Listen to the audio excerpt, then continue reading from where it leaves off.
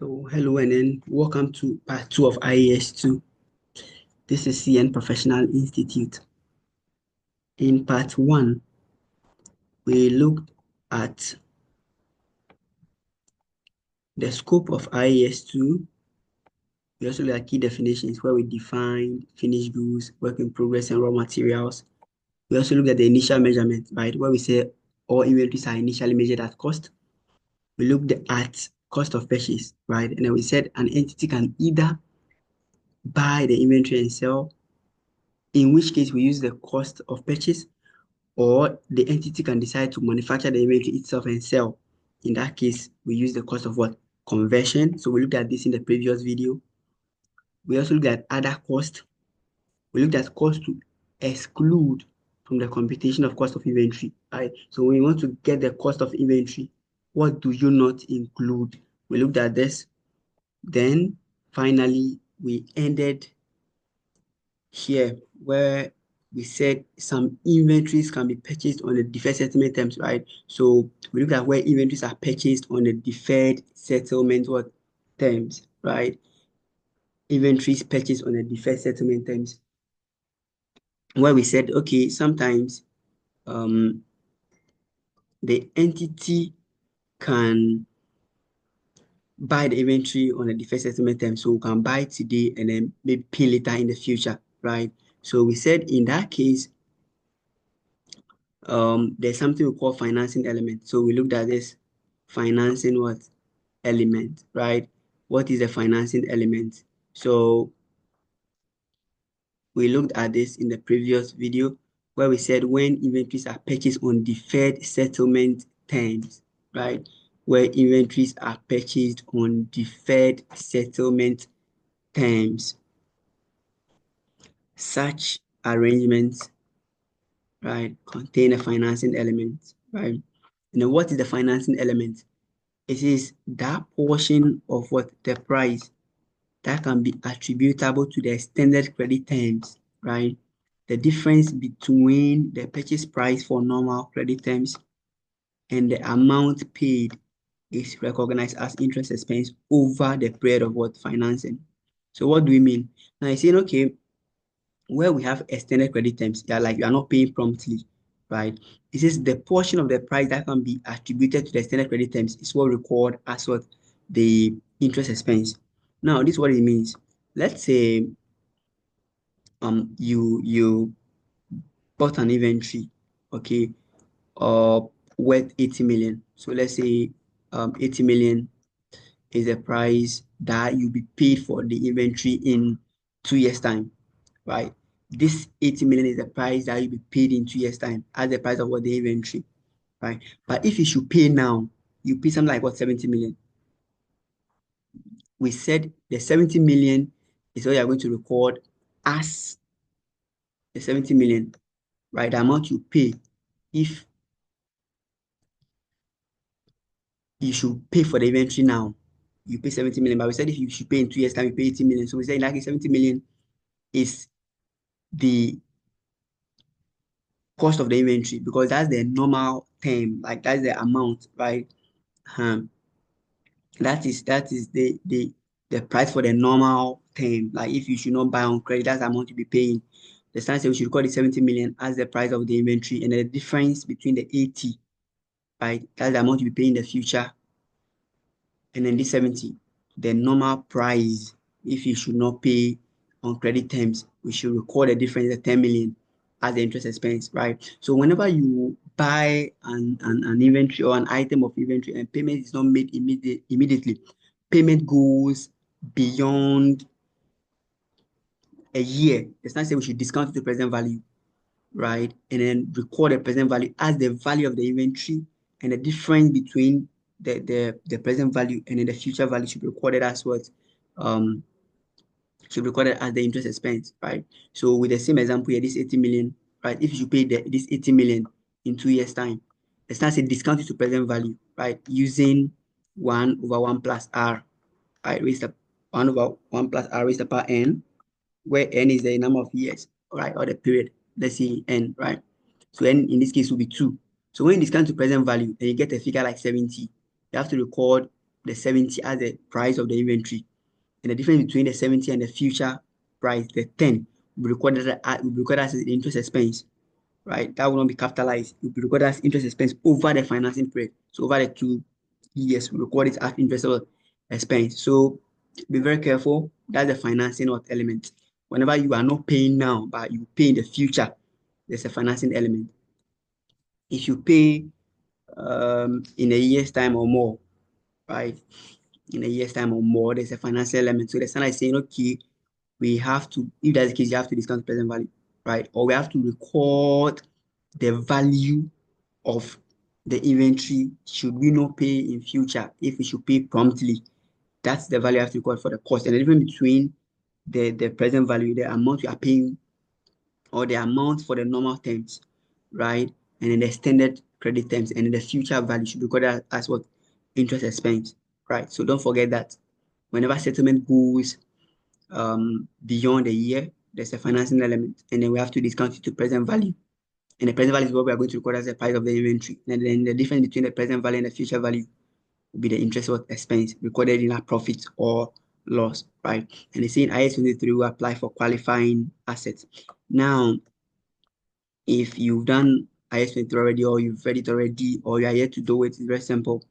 IS 23 is IS 23 talks about borrowing cost, right? Borrowing cost. And it says if the asset is a qualifying asset, an asset that takes a substantial period of time to make it ready for use, then it is saying, okay, then any cost incurred, right, on borrowing funds for that asset, right, it should be capitalized in accordance with the rules of IS 23. So if the inventory takes a substantial period of time, let's say preferably a year or plus, right, then the interest expense should not be expensed. Like, I mean, it should not be recorded in P&L, but it should be capitalized. It should be added to the cost of the inventory. It should be added to the cost of what?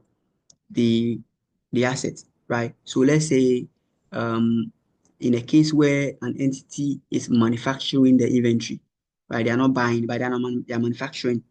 And then the process will take a substantial period of time. Let's say it will take a longer period of time, let's say a year or more, for the inventory to get ready for sale or for use. Then in that case, the sign is saying we should capitalize any interest on borrowings that we've gone for to finance the assets, to finance the inventory. So we should what? Capitalize it. We should add it to the cost of the inventory, right? Yes, so that's why IS 23 is saying it's a separate standard on its own. There'll be a video on IS 23, right? Okay, so what we are taking here is that if the inventory is a qualifying asset, then we apply the rules of IS 23, right? So if it's a qualifying asset, don't be in a haste to expense any borrowing cost incurred or any interest expense. We have to apply the rules of IS 23 to determine whether the interest cost or the borrowing cost should be added to the cost of the inventory, or it should be recorded directly as expense in profit or loss, right? But the thing is, most inventories are ready for sale. If the entity is buying the inventory, immediately buy, the inventory is ready for sale or for use. So normally we don't really capitalize interest expense incurred in buying the inventory, right? Or any cost we incur, any um, borrowings or loans we've gone for to buy the inventory, because normally if you purchase the inventory, they're normally ready for sale or for use when you buy them. In that case, so normally we don't really in inventory in IS20 and IS2, we don't really in quote capitalize interest cost, right? But there are some cases where we capitalize, and I gave an example where we are manufacturing the inventory and the inventory takes a substantial period of time, then we capitalize the interest expense, right? And then it says borrowing cost may be included if the criteria are met in accordance with IS 23. So that's what I've said. We apply IS 23 if the asset is a qualifying asset. Very good. Now, in this session or in this video, we are going to solve more questions. Okay, we are going to solve for for approximately 4 questions on the determination of cost of what? Inventory. Right. This set we have so many questions, like 20 plus questions, 21 plus questions on inventory. We're going to solve all, right? So let's start solving. Let's start solving some questions on the determination of cost of inventory. inventory. Okay, so let's see, we have some questions here. Okay, so we have so many questions. Let me try and open a blank something here so that we can use it for our computations, right? Okay, so let's look at the tutorial questions. Okay, so let's start with question one. I said we have so many questions here. I'm going to solve some are ICAG questions, ACCA, and a whole lot of questions, plenty questions, right? So we are going to start from question one. I hope it's visible enough. Hope it's visible enough. Okay. So these sets are on IES2. IES2. So question one. Okay. So question one. Let me write it on top. Question one.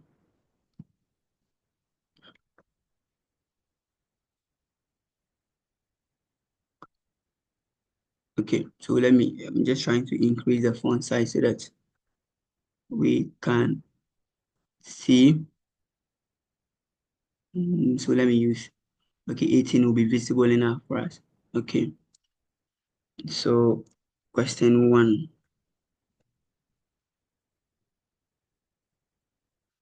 Okay. So question one says,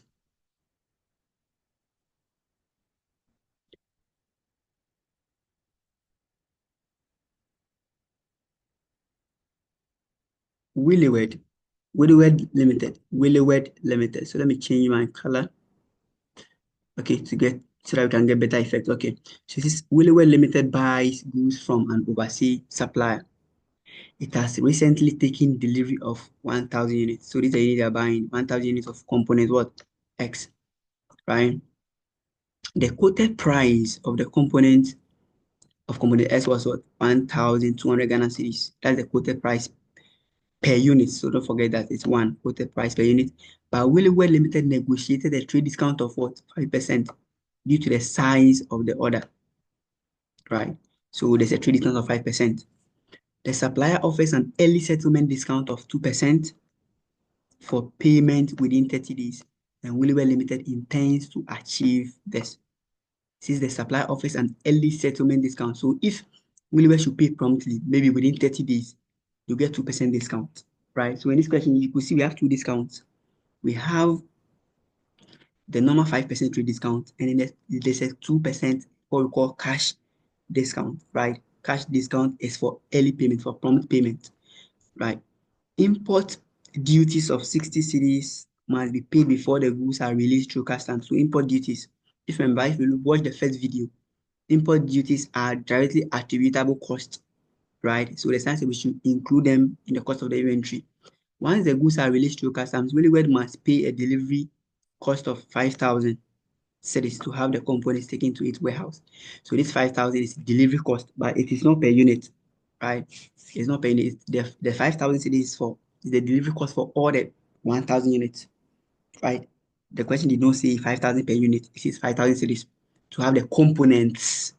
Yeah, to have the component S. So the 5,000 is the delivery cost for the 1,000 units. So it's the total delivery cost, right?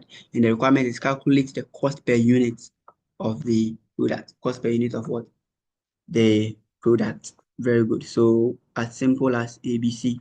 So we have to just know what we are going to include and what we are not going to what include. And we've covered that in the previous video. So the first thing we have to do to get a cost of the inventory, right, is we look at the items that we are supposed to include and those that we are not supposed to what include, right? So looking at um, the question, we have to start with the purchase price, right? We have to start with what? The purchase price. Okay. Then import duties is allowed, the chances we should add it. So Let's start with purchase price. So what's the purchase price? Purchase price is how much? 1,200, right? So we can put it in the bracket. It's 1,200 cities, but it's before a discount, right? So when you come here, we have been told that Willywed negotiated a discount. I don't know if you remember, right? There's a discount of 5%. Are you following? So let's get our discount and then we'll less it from the 1,200. 5% of 1,200. What do we have? What do we have? So pick your calculator, multiply 5% by 1,200, right? And that'll give us 60. I've done mine. Pick yours and also do it. That'll give us what? 60 cities. So 60 is the discount. So we pick the purchase price and we less the discount of what? 60 cities. Are you following? We less the discount of what? 60 cities. Very good. And then we have the answer. So if we less the 60 cities, what are we going to get? If we less the 60 cities, we are going to get 1,140, 1,140 Ghana cedis, right? Or alternatively, you can also do it this way. You can just pick, you see, the discount is 5%, right? So if you take 5% from 100%, you get 95%. You get 95%, right? So if we get 95%, then just do it 95 out of 100, right? Times 95% of what? 1,200. Are you following? Huh. Let me even write it well. 95% of 1,200. 95%. Let me wipe it and then write it well. So you can just do it that way. 95% of 1,200. And then that would equally give you your what? Your answer. So 95, right? Out of what? 100. Then times 1,200. This will give you a straightforward answer of 1,140. It will give you this 1,140 straightforward. Are you following? So if you just if you do it directly, right? If you apply the 95%, right, directly on the if you apply it directly on the 1,200, that's 95% of 1,200, you will get the 114 directly. Okay. Okay. So that is that. So doing this, instead of finding the discount 60 and then deducting, you can just pick 95% of the 1,200, right? Let's continue.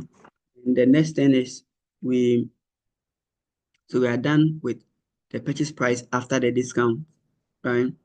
Then let's go on to do that. So that's what I'm saying. If you find 95%, okay, of 95% of 1,200, you get the 1,140 directly. Okay. Then let's go to the next one. So from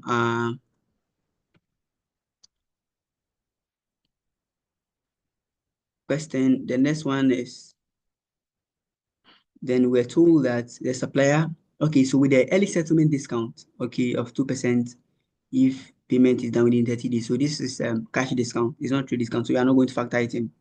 Okay. If Willywed is able to settle or is able to pay within 30 days, then they'll receive the 2% discount. And that is cash discount, which is like discount received. So probably Willywed, if Willywed is able to meet that condition, will record it as income, discount what received, right? So we are not going to factor it here. Here we only look at discount trade discount. We only look at trade discount, not cash discount received for early settlement. Then we have the next one to be import duties. The Sun said we should add import. It is directly attributable. Okay. Had it not been the purchase, import duties wouldn't have been incurred. So the Sun said we should add this, which is 60. It is directly attributable. So we have it to be what? 60. And then the next one is delivery, the delivery cost, right? The delivery cost, the delivery cost is 50,000 cedis, right? It is 50,000. Sorry, 5,000, not 50, sorry, 5, not 50, right? So it is 5,000 cedis. But the 5,000 cedis is the delivery cost for all the components. But here we are looking at the cost per unit, right? And if you look at it, all the things were given in per unit. So we had a purchase price in per unit, import duties per unit. So the delivery, let's also do it per unit, right? So the delivery cost will divide the thousand by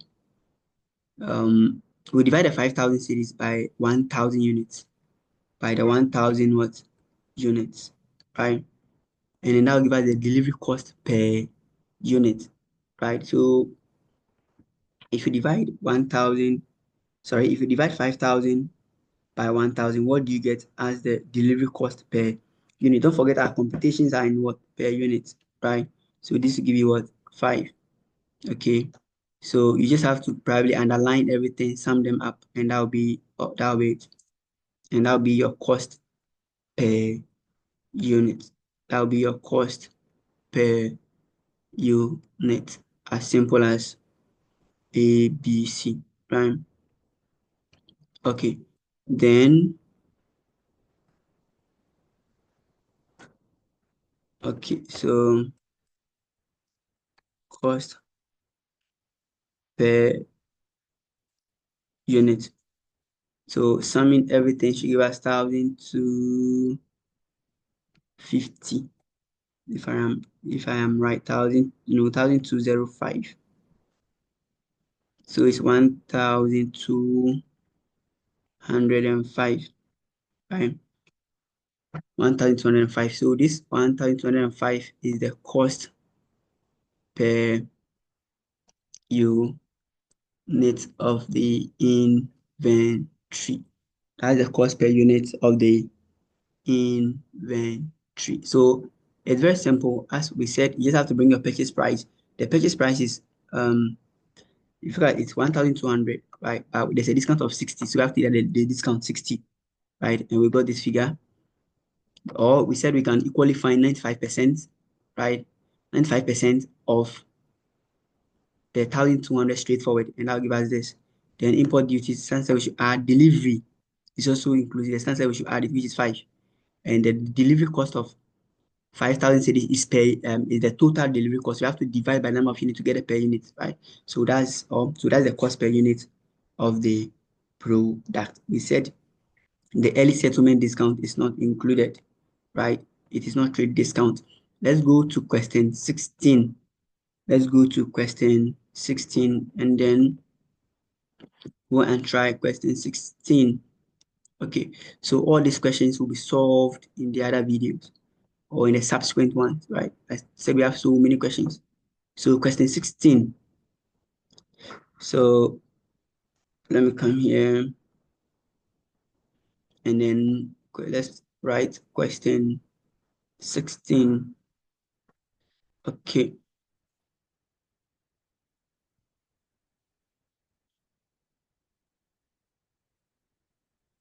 Question 16. So question 16 says,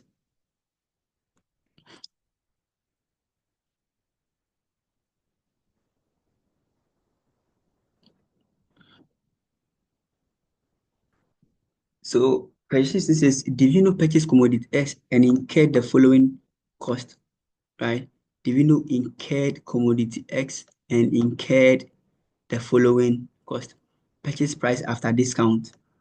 Discount 5%, storage cost 1,000, non-refundable taxes 2,000, transport and handling cost 5,000, interest cost for deferred payment 1,000, admin administration cost 5,600. And then the requirement, we should determine the value of inventory to be recorded in the books of Divino Limited as the cost of what? Inventory. So very, very simple. If you watch the first video, right, we just look at items that we have to include and those that we have to exclude. So what is the purchase price? And this purchase price, it is after discount. Purchase price of 50,000 after what? Discount, right? Very good. So purchase price 50,000. And as I said, it's after discount. Discount has already been deducted, right? So we bring a purchase price. Discount of 5% has already been taken away. This is discount after, sorry, purchase price after discount. So we don't have to record discounts again, right? Okay, as simple as that. Then we have the next item to be storage cost, right? To be storage cost. And then the standard said storage cost should not be added, right? I think we saw that in the first lecture, that storage cost should be excluded. So this storage cost should be excluded. It's out. Non-refundable taxes, yes, we include it. It's in the standard. So it says non-refundable. But it says if it is refundable, we wouldn't. But this is non-refundable, right? So the non-refundable tax. So you can write the full thing, okay? So I will just make it non-re-tax. Okay. So that's a non-refundable tax. How much is it? 2,000. So that's not say we should include it. Then the next item is if you can be a transport and handling. Transport and handling, it is directly attributable. Had the inventory not been purchased, the entity would not have incurred transport cost, right? To transport the inventory, right? So transport and handling, that's why the standard said we should what? Include it. It should be added, or 5,000 should be what? Added. Interest for the first settlement, 1,000 should not be added, right? And then admin expenses. Expenses should also not be what? Added. It should also not be added, right? Okay. So it's in the standard, admin expenses are not added, whether the inventory is purchased or not, there'll be administrative expenses, right? So we have to eliminate that. So just sum these three. So these are the items that we add, okay? These are the items that we sum up to get the cost of the inventory. So adding should give us 57,000, right? So adding this should give us 57,000, right? And then that'll be the cost of the inventory that we have to record in our books, 57,000 cities. And that'll be the cost of the inventory we record in the books of Divino Limited. So just know items to include and those not to include. Okay. Okay, so let's start with question 17. Okay, let's continue. Let's continue with question 17. It says CN Professional Limited has a reporting of the 1st December. On 1st July 2022, the entity purchased an inventory. It has incurred the following cost. Purchase price before discount inclusive of reclaimable sales tax. The figure is what? 250. This is the value of the reclaimable sales tax, 3,000. Now the standard says for discounts, if the purchase price includes discount, I'll take it away. The reclaimable sales tax, the standard says we should not include it. If it is non-reclaimable, right, would have included it, or non-refundable. So the standard says for non-refundable, we should add it, or we should include it. But with the refundable or the reclaimable, we have to exclude it from the computation of cost of inventory, right? And we said this 250 includes the reclaimable sales tax, so we have to take it away. This same 250 includes discount. So we also have to take it away. So you have to take both the discount and the reclaimable sales tax. If it were to be non-reclaimable, we don't have tax it because the standard permits or the standard says we can include the non-reclaimable or the non-refundable taxes as part of the cost of inventory, right? So we have to take the discount and then the so we have to take the discount and then the reclaimable. So this is a value of discount 1,000. Initial delivery and handling, yes, the standard say we should add it. It's directly attributable because of site preparation. You could be they have to prepare the site before they do their installation and stuff. It's part, right? Because with without probably the purchase of that inventory, this cost of site preparation would have been incurred, right? So the site preparation should be added. Consultants used to advise acquisition. You should also have to add it. Consultants. It's directly attributable to the PP. It's directly attributable because without um without the purchase, right? That consultants and stuff, we wouldn't have had that. So we include the consultants. Okay, the consultancy fee. The next one is interest charges paid for deferred credit will be excluded. Will be excluded. Then legal fees will be included. And then stamp duties and then other levies to come in. Yes, they are all directly attributable. I'm sure it's because of the purchase that has led to the legal fees, that has led to the stamp duties and levies, right? So we have to include them in the computation of cost of the inventory. So let's start the working question 17.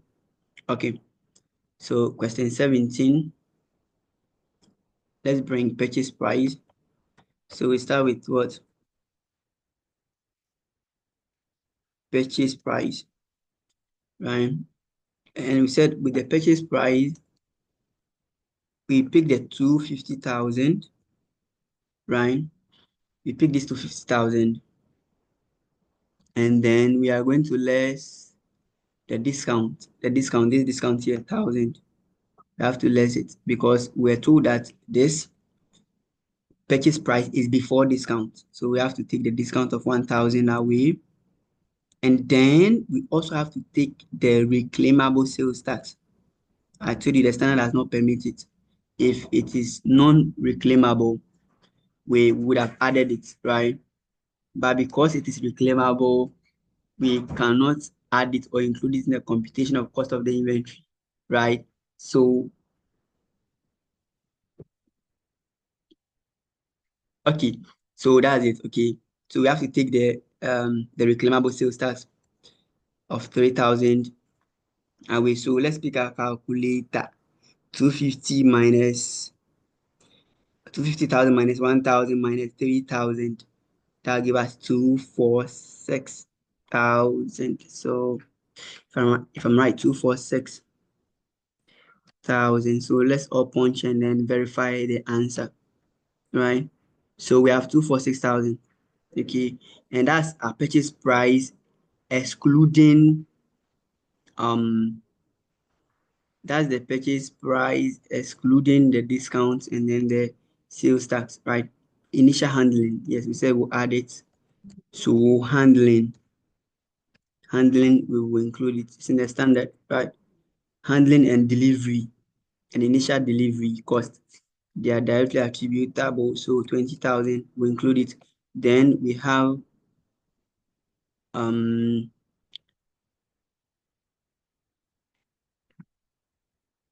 then we have the next item is consultants. I've explained this already, right? So we said the consultants used to advise the purchase also directly attributable. So we include it in the cost of the inventory consultants. And then the consultants used to have, okay, so that's 70,000. But before the consultants, we have cost site preparation, right? So after the initial handling of 2,000 here, of 20,000, initial handle of 20,000, we have site preparation is of 60,000. So let's do it in that order. So site preparation, preparation. So we also have to add the site preparation. How much is it? 60,000. Yes. So 60,000.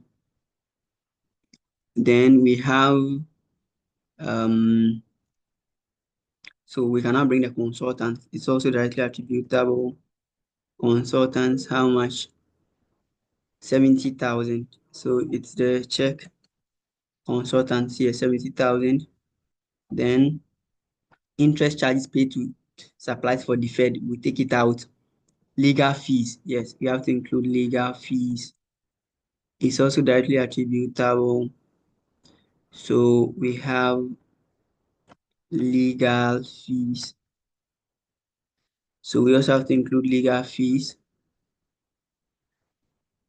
And then with the legal fees, we have how much is the legal fees? The legal fees we have let me check 5,000. Okay. So legal fees 5,000. And then we have stamp duties and other levies to government. Yes. So let me just add stamp and then so stamp duties is also directly attributable. So we added 2,500.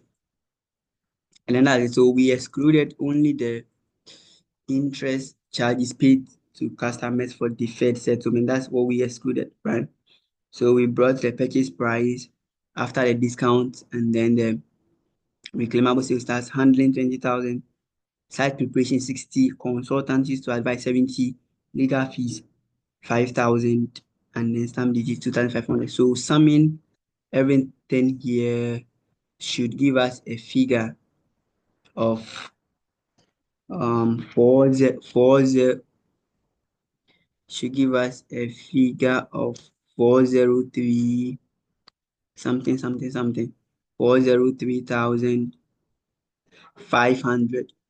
403,500. So this is the value of inventory. So this is what we're going to record in our books as the value of inventory 403,500. And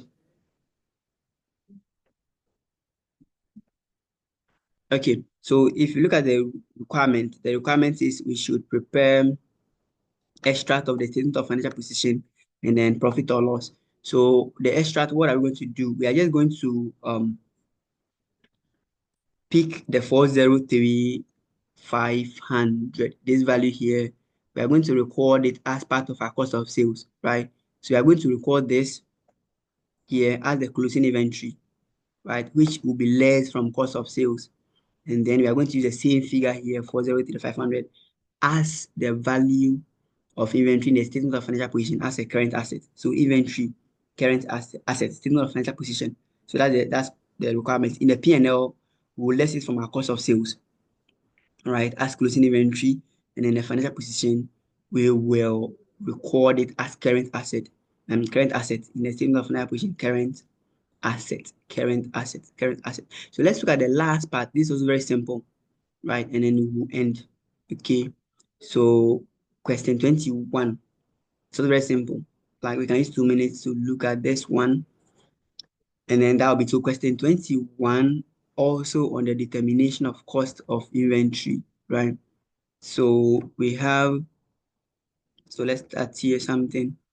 Let's start on a new page. Okay. So question 21.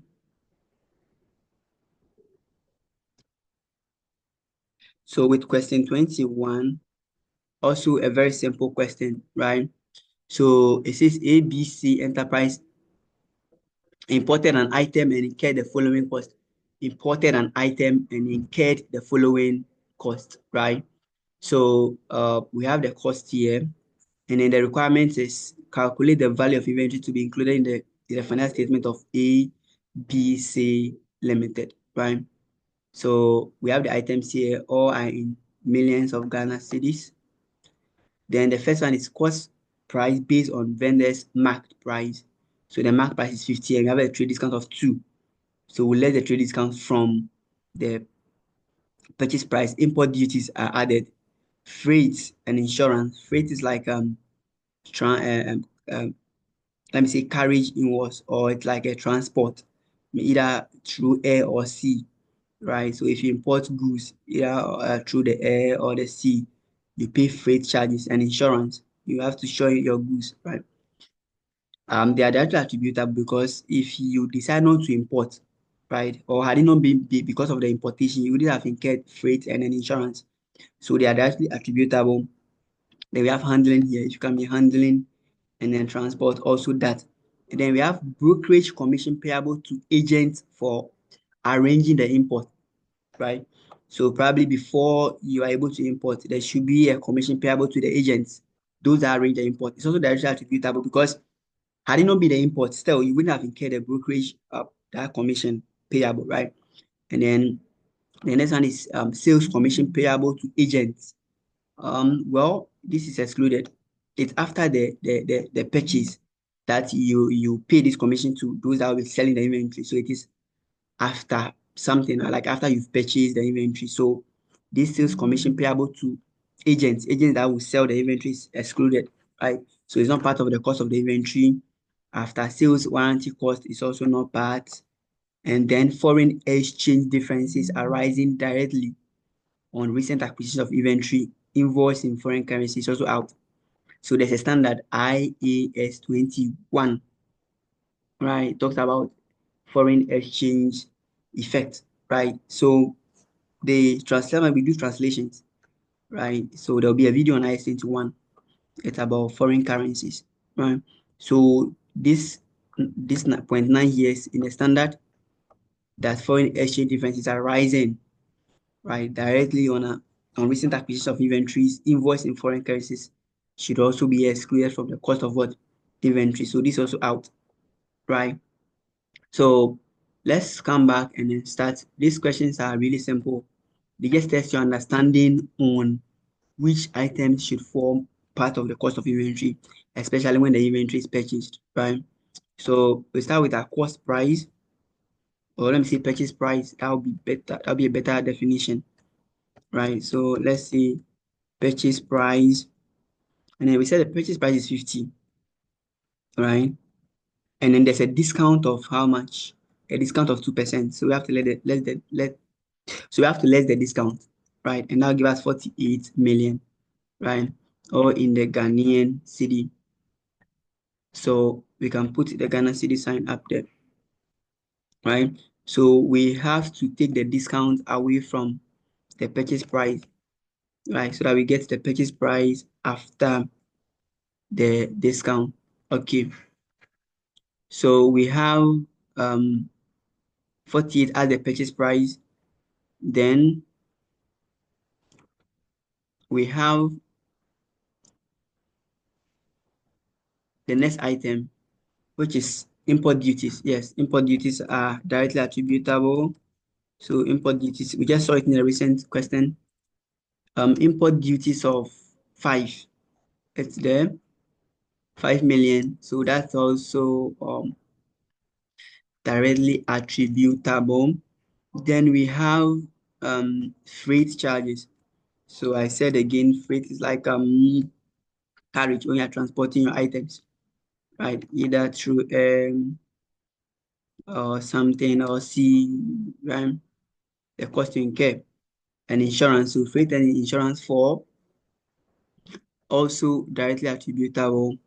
Then we have um, other handling costs. So handling is also in the standard. It says we should add it to the cost of the inventory because it's directly attributable. So we said the handling is 2.5. Then we have the next item to be